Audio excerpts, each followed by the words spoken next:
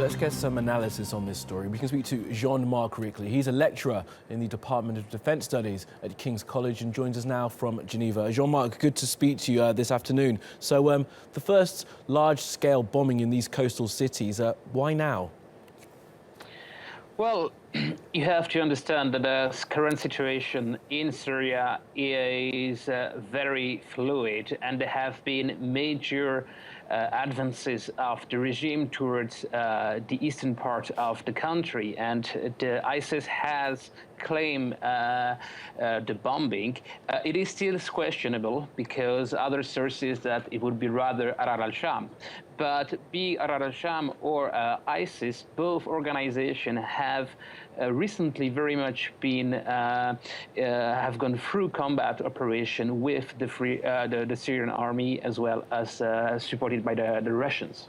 And of course, Daesh and Arar al-Sham are competing in this asymmetric war there in Syria. Let's just dig into a bit more why you don't think it's credible that Daesh could have done this. Is it just because they're not in that area?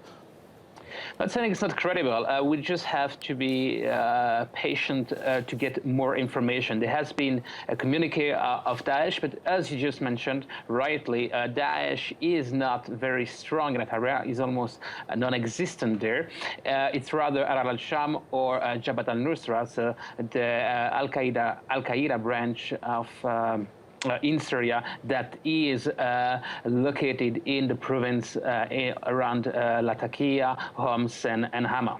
And I mean, as we were saying earlier, this has been a largely peaceful part of Syria. I guess it was only a matter of time before this was dragged into the war, and this is part of the destabilizing factor, isn't it, in this asymmetric war, that these areas are now being made more violent?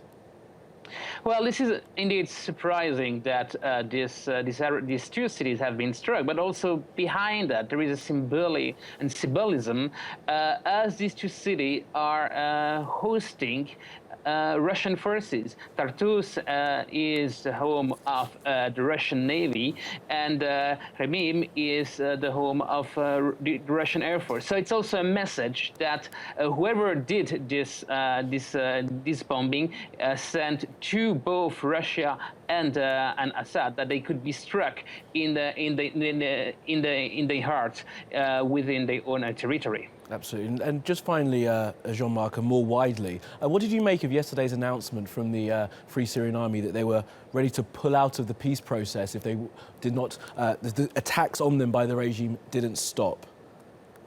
Well, you know, I mean, this game has been going on for a few months. You have to understand it as a bargaining strategy to put pressure on the negotiator. But to be frank with you, so far this peace process have gone nowhere, and it's also such a claim is also a reflection of the weakness of the party on the ground.